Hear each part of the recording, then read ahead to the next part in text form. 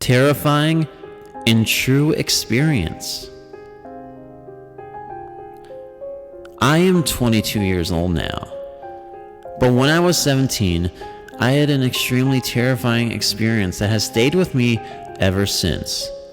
I was always getting in trouble when I was a teenager, kicked out of 2 high schools, ran away multiple times, and made life hard for my parents and myself. It was the summer, and I was in I'll do whatever I want mode.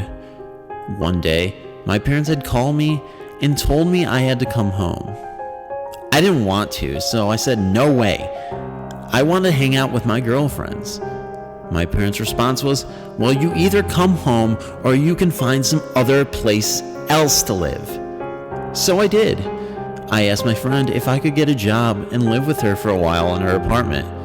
She wanted some help with the rent, so she said sure. Her apartment was the upstairs of a 150-year-old home that had been split up into 4 apartments.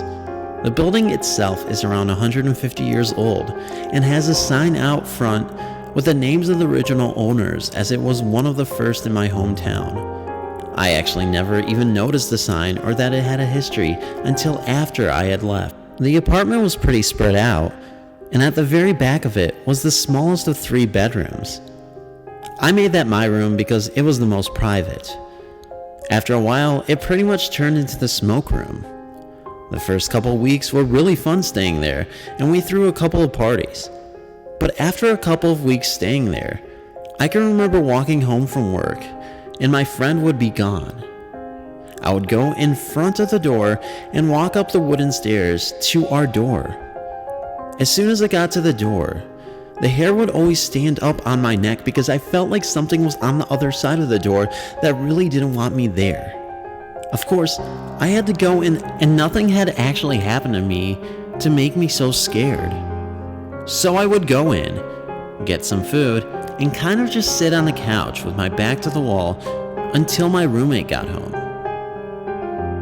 One night, I mentioned how I was getting kind of creeped out in the apartment, and she said, "Oh yeah, I'm pretty sure it's haunted."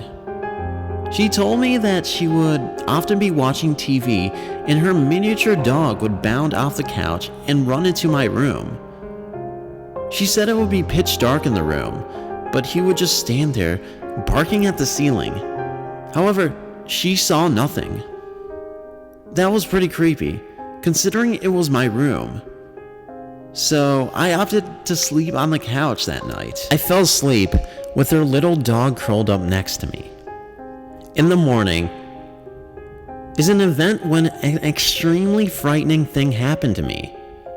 I just remember waking up to a man, or something with a man's voice, laughing very loudly and tauntingly in my ear. I was immediately struck with terror and confusion. I looked into my roommate's bedroom and saw her sleeping on her bed while this was going on. I tried to yell out for her, but it was like I was frozen and no words were coming out. I had an overwhelming feeling like all of my energy was just being sucked out of me. On top of what was already going on, after a minute, the entire house started shaking. I can remember thinking, it's lights out. I know it's the morning. I can't believe this is happening right now. I think this attack lasted for about 2 minutes, and then whatever it was seemed to be sucking out of the window. It's not that I saw it being sucked out of the window. I just felt it leave that way. My voice returned after another minute, and I called for my roommate. When she woke up, she said that she had not heard anything. I couldn't believe what had just happened, and I was too petrified to continue living there. I told a couple of people about my experience, but I was so disturbed by it that I did research at the library on the history of the home. I did not come across anyone that had passed away in the home or even anything unusual. I personally believe that what attacked me may have been more than an unrest spirit of a human being. The more time that goes on, the more I am convinced that it may have been a demonic attack. The idea of it scares me to death, but I'm pretty sure that was the point.